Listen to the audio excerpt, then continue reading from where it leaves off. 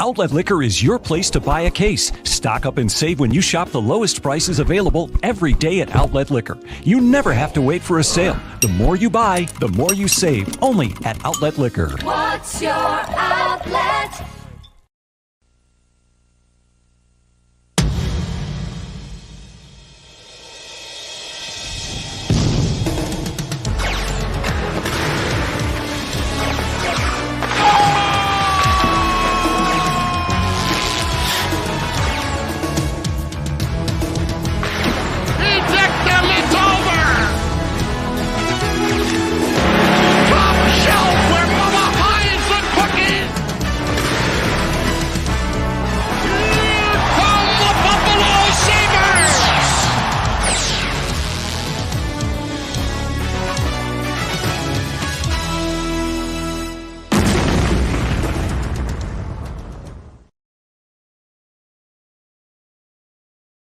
And folks, hope you are having a great Tuesday night. It is Buffalo Sabres game night. Puck drop about 15 minutes away, but it's no ordinary Sabres game night. It is time for the debut of the man, the myth, the Michigan legend, Owen Power. So let's get our panel in here. Of course, we got Gatesy 35, we got V Cristiano 3, and we've got your side base favorite Sabres analyst, Dwayne O'Mania. Gents, it's a great night to be a Sabres fan. We're heading into the end of our season series against Toronto.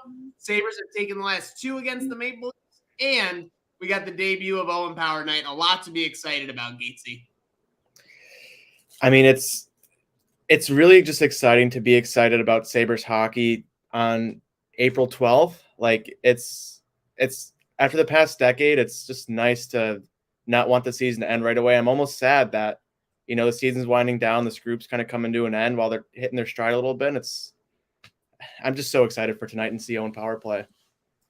A lot to be excited about. And yeah, you're right. March has typically been a disaster for the last half decade. Vinny, it's a weird feeling like wanting the Sabres to play games in the spring.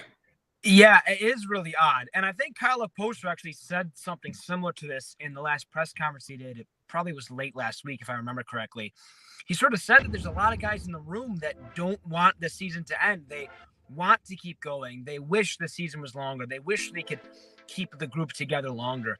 And it's odd. This is the first Sabres team in a long while that we've ended the season, and there's a lot of guys here that we're going to be sort of bummed to see go. And I think that's sort of the case here for the first time in a while. And it's really interesting. I feel that way. A lot of people feel that way. It's definitely odd for sure, but a welcome feeling, I will say. A most welcome feeling. And I think that comment is very telling from Okposo. I hate to say it, but just more, fire or more gas on the Eichel poor leadership factor, because you can just see down the spring stretches the last couple seasons, Dwayne, the Sabres have been ready to kick it in. And you're hearing the exact opposite from this team this year.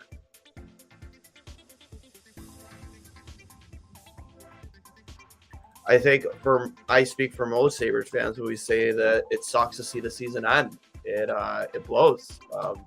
Normally we're ready just to pack it in and get ready for training camp at this point, but no, like nobody wants this season to end. You have a big night tonight for Owen Power debuting pretty close to home with his whole family in attendance.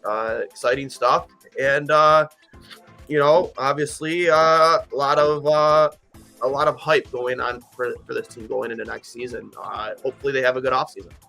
Seriously, and a lot of hype is the best way to say it, because I think a lot of Sabres fans are very excited and more excited than just any typical debut. This is the most excitement I can remember since Rasmus Dahlin was having his practices at the Harbor Center. I would say hype-wise.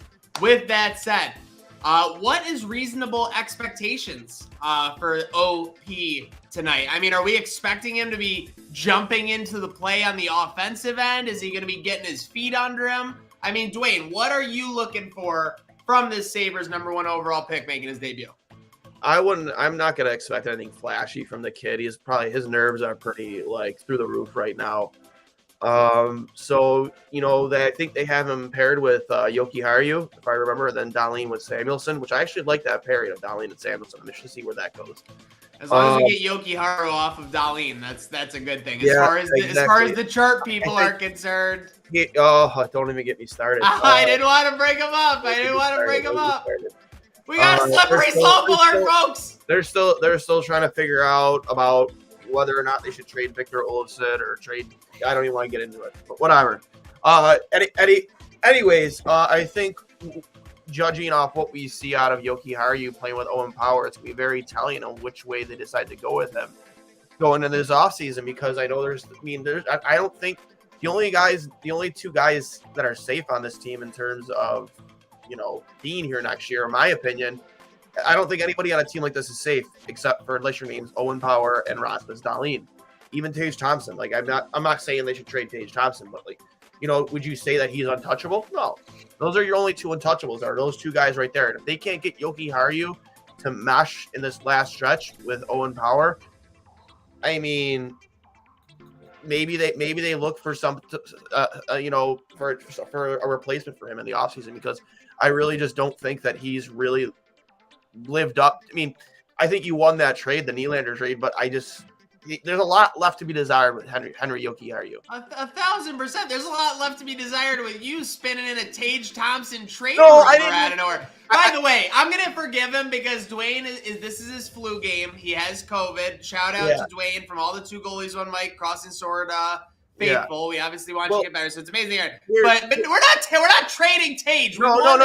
Finally. I'm not insinuating they would, but in terms of just the whole grand scheme of it, I was pot committed when I said the only 2 guys, and I'm like, I can't go back on it now. But I'll preface it. A certain workhorse from Whitehorse would have a word as well. I would say we're gonna let you off. Okay, Gatesy, what do you got from Power tonight? Is it gonna be flashy and noob in the game that just entered the chat, or is it gonna be conservative Owen? I mean, if he doesn't score 10 goals, get him out of here. He's not ready to be on this team.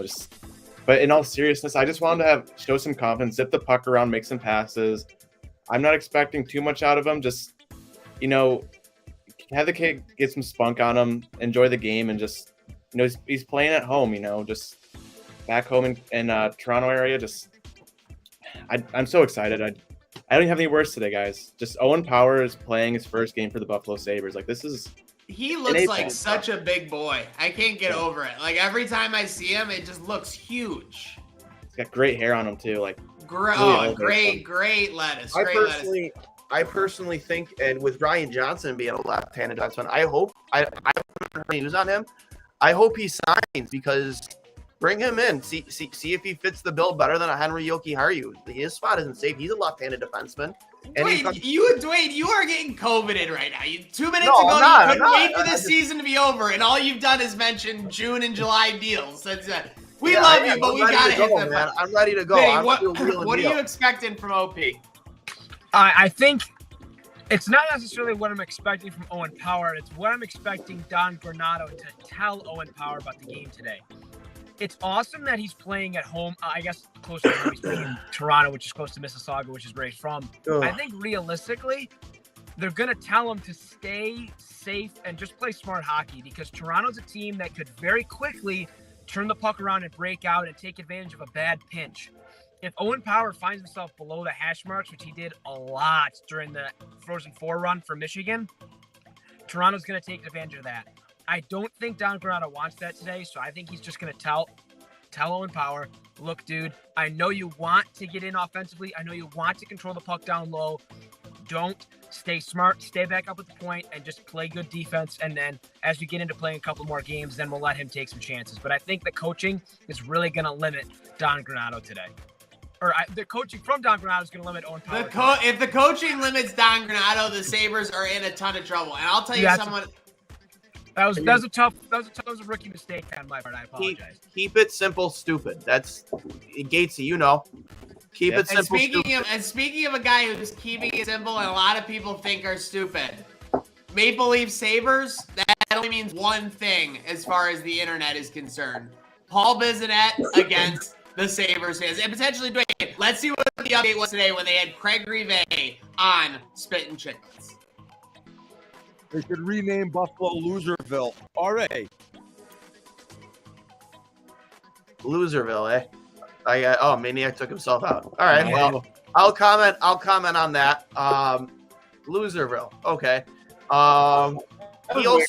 he also in that podcast bragged when it was prefaced that Buffalo has been to more finals since at least last won a cup, which I don't believe they've been to a final at all since they've last won a cup. But then he bragged about a cup that the Leafs won that he wasn't even alive for, and I just tweeted out before we went live. It's like, that's like bragging about your grandpa dry humping with Dolly Parton in the back of a 67 Plymouth, dude.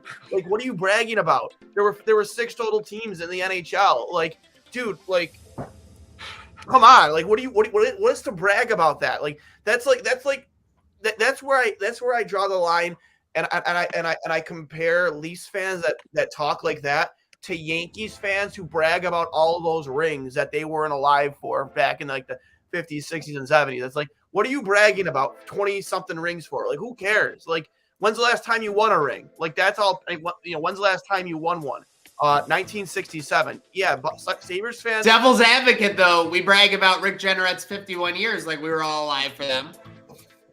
Yeah. Real quick here, on the Crossing Swords pregame show. Yeah. Let's get that clip up from Spit and Chicklets, brought to you by Outlet Liquor. I guess the Spit and Chicklets clip isn't brought to you, but the Crossing Swords pregame show is. Let's check it out. They should rename Buffalo Loserville. RA, unbiased. Like, what organization is better? Like, the Sabres. In the last 30 years, like, who's better? Honestly. Wait, what do you mean? Who's better? In the last 30 years, who's better? Buffalo He's or Toronto? confused by how stupid your question was. No, I just wasn't. Yeah, I wasn't. Geez, that. It's okay to be confused by the stupidity. Because you all right. either have Toronto making it pretty consistently, but never doing anything, and you have Buffalo, who had some awesome teams and went to a couple cup finals. I would and say also another. Hey, you know who couple else has conference sustained finals. excellence like that? The Buffalo Bills. 4 fucking trips to the finals, no rings. It's a Loserville. They should rename Buffalo Loserville. I'm going to win a Chicklets Cup there. I'm going to fucking get so banged up on Pink Whitney, and then before I leave town, I'm going to take a shit on Chippewa Street. I'm going to rub every one of you fans' nose in it who decides to show up and maybe fucking address me face to face. But you don't have the balls. I will bail out anyone. Actually, I'm not going to say that. Yeah. They should rename Buffalo Loserville. Loserville is tough. I'm not gonna lie. It's hard. That kind of hurt. Out of everything he said, Loserville hurt the most. But I like the pivot by Whitney. I think that was a great point to be made. Whitney has had Buffalo's back, I think, through all of us. Let's make one thing personally clear: is he's just trying his best to promote the Chicklets Cup. That's all this is. 100%. He knows Buffalo gives him ratings. 100%. 100%. But how can you take a guy seriously when he's talking about the Super Bowls and he calls it the finals? Okay, bro. Like, in football, we don't call making it the Super Bowl the finals. That's hockey. That's where I don't stop taking you seriously at all, Piz. Like, stick to your sport, stick to your lathe, and shut the fuck up. Don't talk about the Bills. Because go ahead. May I make a comparison? Yeah. May I make a comparison? Yeah. Biz right now is doing what Nick Wright did. Oh, 100%. Lost to Jacksonville. 100%. He knows he's getting the attention for it, so he's just gonna die on that hill. Does he actually believe? Like, does Nick Wright actually believe Josh Allen and the Bills are bad? No, he doesn't. Does Biz actually believe that the city of Buffalo is a Loserville? I don't think he's actually thinks that. I don't. But that's what we have to put him to the measure when he comes here. Is Buffalo really a Loserville? I'm calling it right now. Come the Chicklets Cup, which I damn well plan on submitting at least one team for. I will have a nice porcelain toilet seat right on Chippewa with his fucking name on it, calling my shot right now, and I expect him to fulfill that promise to come take a shit on Chippewa. Dare you, Biz? I dare you. Enough said. Let's get to. Speaking of a shitty situation, let's get to these predictions before we run out of time here. We got 2 minutes till puck drop here. Toronto Maple Leafs Sabres. Do the Sabres get it done for a third straight time in Owen Power's debut in Toronto? It seems almost too good to be true. I'm going to go with a Toronto 4-3 overtime win over the Sabres. Gatesy? Yeah, I mean, my mind's in a pressure. All these Dwayne comments, I mean, it's a slippery slope in my brain, and that's just. But score prediction tonight. You got Dolly Parton in a 67 like Chevy. You got Tage Thompson being traded. It's all everything is great. We got porcelain on Chippewa. I'm gonna do it. I don't give a shit. But tonight's I think Toronto's gonna come out buzzing after the Sabres have treated them in the past, and But I still see the Sabres team. I mean, they've been hot. I mean, the scores probably haven't gone their way compared to how it's been in March and the beginning of April, but they've been playing really good teams. And the Sabres, I think, are just going to continue their success, and they're going to sneak out like a 4-2 win tonight. I think that's what you said, Maniac. But yeah, I like that. 4-2 win for the Sabres. There's two schools of thought, I think, when you look at this game. One is that the Sabres are a bad matchup for Toronto. That's one way you can think about this game, is that Toronto is a good matchup for the Sabres, and Toronto hates playing Buffalo. The second way you can look at this game is that Buffalo has beaten Toronto too many times this year when you compare the two teams' records, and Toronto is due. I'm going to subscribe to that latter way of thinking, hoping that I'm wrong, but I think Toronto pulls this one out pretty decisively. I'm going to go 5-2 Maple Leafs. Dwayno, what do you got? I'm honestly, I agree. Like Buffalo does give Toronto a lot of problems. Like, and Whitney wasn't lying. Like, and if you look at the history of the last 30 years, Buffalo has absolutely dominated Toronto in the head-to-head. Playoffs as well. Whenever they've come across each other in the playoffs, Buffalo has absolutely dominated. I think there's a lot of emotion on Buffalo's side tonight. Home game or not for Toronto. I think these guys are going to want to not just win because it's Toronto, not just win because they want to continue this momentum they've had recently between the months of April and March. But I mean, who doesn't want to shit on the Toronto Maple Leafs and Paul Biz Nasty? Like even Biz even said, Colin Miller reached out to him and said asked him what his fucking problem was. Like, what's your deal? Like, why are you shitting on the fans? So what better way to stick it to Biz than stick it to Toronto? And there's just a lot of emotion riding on tonight. So I'm going to go a 5-1 victory for the Buffalo Sabres. Folks, you may have noticed we did not ask where our eyes are tonight because they are all on Sabres' #1 overall pick, Owen Power, in Toronto. Sabres, Maple Leafs, puck drop is just moments away. Huge shout out to Dwayne S39, V Cristiano 3, and Gatesy 35. Because here at the Crossing Swords pregame show, we don't give a fuck about this. It is just 3 simple words. Let's go, Buffalo! Let's go, Buffalo.